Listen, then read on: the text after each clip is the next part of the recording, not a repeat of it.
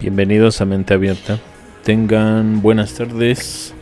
En 1960, los arquitectos Buckminster Fuller y Shoji Sadao presentaron una propuesta audaz y futurista: construir un inmenso domo geodésico sobre Manhattan, con un diámetro de 2 millas. Este ambicioso proyecto tenía como objetivo regular el clima de la ciudad, proporcionando control sobre la temperatura y reducción de la contaminación bajo la estructura de vidrio. A pesar de que nunca se materializó, la propuesta reflejaba el optimismo visionario de la época, buscando transformar el paisaje urbano y mejorar la calidad de vida en la ciudad. El domo se convirtió en un símbolo de la imaginación desbordante de los arquitectos a mediados del siglo, fusionando innovación con ideas utópicas. Sin embargo, la idea de un domo sobre una metrópoli tan vibrante como Nueva York plantea interrogantes sobre su viabilidad. ¿Hubiera sido un domo retráctil, permitiendo la entrada de aire fresco y lluvia? De no ser así, podrían haber surgido consecuencias no deseadas, como problemas de humedad, niveles de oxígeno inadecuados y la supervivencia de la flora y de la fauna. Además, la estructura de vidrio podría haber concentrado la luz solar, generando riesgos de incendios espontáneos, un fenómeno que ya se ha observado en algunos edificios de cristal. Recuerda a The Truman Show, Travelers. Ambas producciones presentan cúpulas que simbolizan un intento de aislar a la humanidad de su entorno natural, creando espacios controlados, donde se ignoran las realidades del mundo exterior. La cúpula en The Truman Show representa no solo un refugio, sino también una prisión, donde el protagonista vive una vida cuidadosamente orquestada, ajeno a la verdad que lo rodea.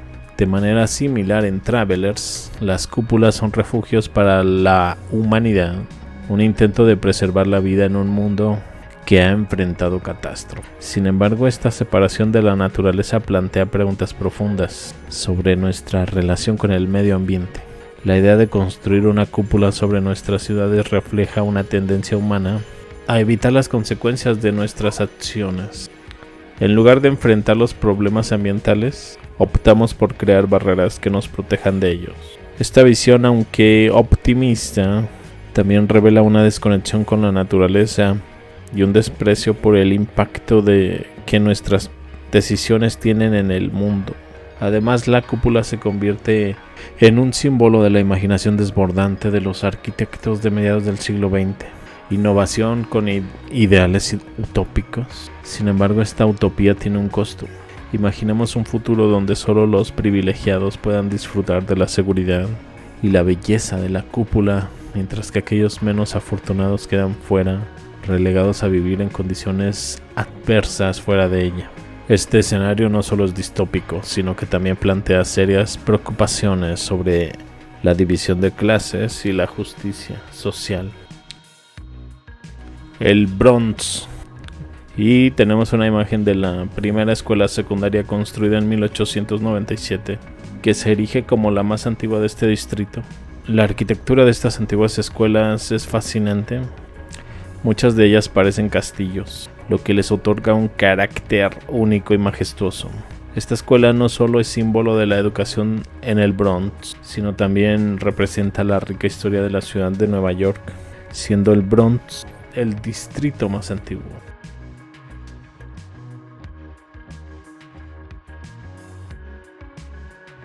En el contexto de la Exposición Internacional de París de 1937, se presentó un concepto fascinante conocido como la Torre del Placer. La estructura, diseñada por el ingeniero francés Eugène Freyssinet, pretendía ser un símbolo de modernidad y avance tecnológico. La Torre del Placer se concebía como un espacio multifuncional que combinaba entretenimiento, gastronomía y vistas panorámicas de la ciudad.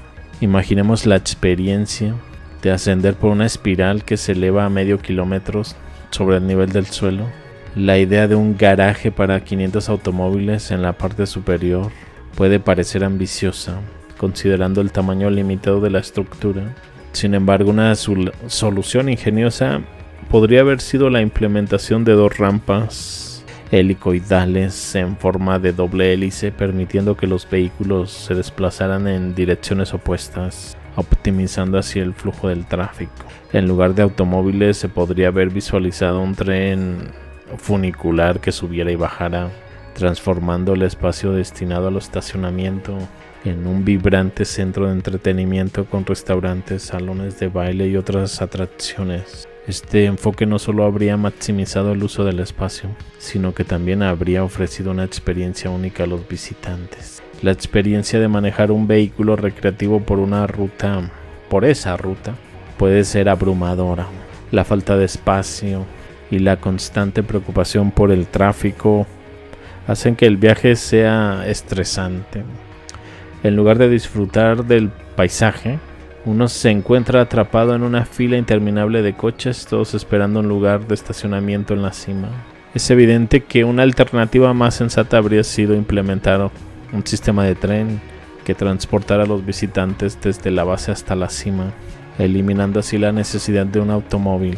Esta solución no solo habría reducido el riesgo de accidentes, sino que también habría permitido a los viajeros disfrutar del impresionante paisaje sin las preocupaciones que conlleva la conducción. El retrato de una dama, creado entre 1430 y 1435, el artista Roberto Campin. Al observar esa pintura, notas en el encuadre muy cercano una característica distintiva en los retratos de Campin, que era muy meticuloso, capturaba cada detalle de forma asombrosa, como su contemporáneo Jan van Eyck. Sin embargo, lo que realmente sorprende es un detalle oculto en esta obra. Ampliando la imagen, dirigimos nuestra atención al rubí incrustado en el anillo, un anillo de oro que lleva esta dama, y descubrimos un retrato oculto. Este retrato muestra a un hombre con barba, bigote y cabello largo, lo que sugiere que podría ser un autorretrato del propio Campin. No obstante, es importante señalar que es casi imposible corroborar esta teoría, ya que se conocen muy pocos datos biográficos sobre el artista. Observemos el borde de las telas que enmarcan las cabezas de los personajes, cada pliegue, cada sombra, cuidadosamente diseñada para dar vida a la obra. No podemos olvidar los alfileres que sujetan estos lienzos, elementos que, aunque pequeños, son cruciales para la composición. Y el aspecto intrigante es la reflexión sobre el hombre en el rubí. Ese detalle que podría parecer insignificante se convierte en una ventana hacia la mente del artista. Si no se menciona, es fácil pasarlo por alto, pero una vez que se señala, se transforma en un punto de reflexión profunda. Además, al analizar la obra, podemos notar un rostro que se asoma entre las sombras.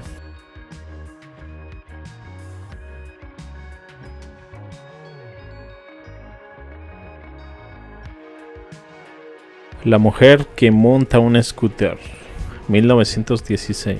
Esta imagen captura la esencia de una época. Nos muestra a una mujer en una postura impecable, disfrutando de un paseo sin el soporte de patín. Es interesante reflexionar sobre la percepción que tenemos de la tecnología. Hoy en día muchos creen que los scooters eléctricos son una innovación reciente, cuando en realidad ya existían versiones primitivas, como el Auped, que fue fabricado en 1915. Este hecho nos lleva a cuestionar nuestra comprensión del progreso tecnológico. ¿Quién hubiera imaginado que estos scooters eran parte de la vida cotidiana hace más de un siglo? Es notable escuchar historias de generaciones pasadas. Muchas personas recuerdan que sus abuelas utilizaban estos scooters hasta que ya no podían funcionar más. Esto nos hace pensar que aunque la tecnología avanza, muchas de las ideas que consideramos nuevas son en realidad versiones mejoradas de lo que ya existía. Aunque creamos que estamos a la vanguardia, a menudo nos encontramos siguiendo los pasos de innovaciones que ya fueron concebidas hace mucho tiempo.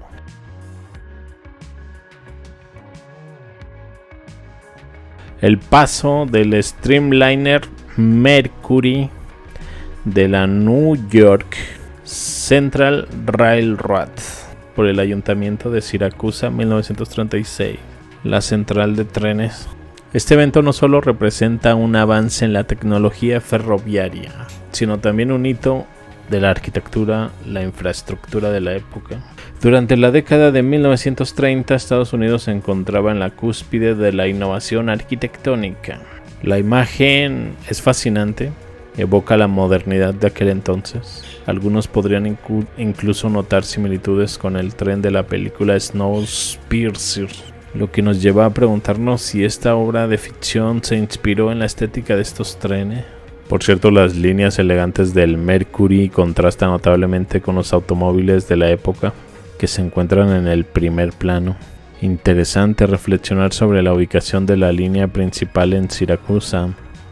¿Realmente pasaba un tren de vapor por una carretera en medio de la ciudad?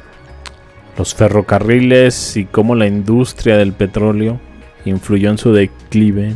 Los ferrocarriles en Chattanooga, una ciudad que una vez fue importante centro ferroviario, decidió deshacerse de sus vías en el centro para dar paso a un desarrollo más orientado hacia el automóvil.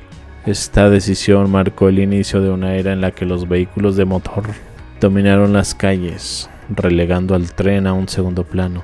La influencia de la industria del petróleo fue significativa, ya que promovió la idea de que el transporte debía ser exclusivamente por carretera, lo que llevó a la desaparición de muchas rutas ferroviarias. Este cambio no solo afectó a Chattanooga, sino que también tuvo repercusiones en el transporte ferroviario en Europa, donde el enfoque en los automóviles y camiones ha llevado a un deterioro de la infraestructura ferroviaria. La estética futurista de estos vehículos podría reflejar una época en la que la movilidad se redefinió. La evolución del transporte ha sido moldeada por decisiones egoístas del ser humano. La belleza y la funcionalidad de los trenes, que una vez fueron símbolo de progreso, han sido reemplazadas por un sistema que prioriza el uso de los automóviles. Una bañera eléctrica de 1910. Este innovador dispositivo, aunque hoy en día pueda parecer extraño, fue un intento de combinar la comodidad del baño con los avances de la electricidad. Imagínate la escena. Una bañera que no solo se llena con agua caliente, sino que también incorpora elementos eléctricos diseñados para calentar el agua de manera rápida y eficiente. Sin embargo, la idea de mezclar electricidad y agua ha suscitado siempre inquietudes. A pesar de los riesgos evidentes, la bañera eléctrica prometía una experiencia de baño única, que muchos consideraban un lujo. En la película Agatha, de 1979, se presentaba un dispositivo similar, lo que demuestra que la idea de la bañera eléctrica ha perdurado en la cultura popular. Sin embargo, es importante destacar que en su forma original, este artefacto no era una bañera convencional. En realidad, consistía en 4 pequeños recipientes diseñados para sumergir solo las extremidades, lo que sugiere que su propósito era más terapéutico que recreativo. La bañera eléctrica probablemente utilizaba un sistema de carga eléctrica suave con la intención de revitalizar o curar a quienes la utilizaban. A pesar de su diseño intrigante, no logró popularizarse. Hoy en día se considera una curiosidad histórica. Algo similar a la obra de arte anterior, El anillo de Titus Carvilius, Gemelo, una obra maestra elaborada en cuarzo y oro que data del siglo I después de Cristo. Este impresionante anillo fue descubierto en la necrópolis de Grottaferrata, muy cerca de Roma, y su belleza es verdaderamente asombrosa. Imagínate a los artesanos de aquella época, quienes con gran destreza tallan el cristal por dentro para lograr una imagen tan espectacular. ¿Quién sería el talentoso artista detrás de esta obra? Fascinante pensar en el proceso creativo que llevó a la realización de esta joya, que seguramente fue la gloria y la envidia de muchos en su tiempo. En el año de 1911, el mundo automotriz estaba en plena transformación. Mientras los coches de gasolina comenzaban a dominar las calles, los vehículos eléctricos ofrecían una alternativa viable y ecológica. Exploraremos el proceso de cargar un coche eléctrico en un garage de esa época y cómo se comparaba con las opciones de transporte disponible. Imagina el garage de principios del siglo XX, en su interior un coche eléctrico que espera para ser cargado. A diferencia de los vehículos de gasolina que dependían de la escasa y costosa gasolina vendida en pequeñas cantidades, los coches eléctricos utilizaban baterías que, aunque rudimentarias, ofrecían un rendimiento aceptable. Con una carga completa, estos vehículos podrían recorrer aproximadamente 20 millas, suficientes para un viaje al campo y de regreso a casa. Interesante reflexionar sobre la percepción de los coches eléctricos en ese momento y, a pesar de su potencial, la industria del petróleo, con su influencia y recursos, logró eclipsar esa tecnología. Las baterías de la época eran más seguras que las que se desarrollaron posteriormente y no presentaban el riesgo de incendios que hoy asociamos con algunas de las baterías modernas.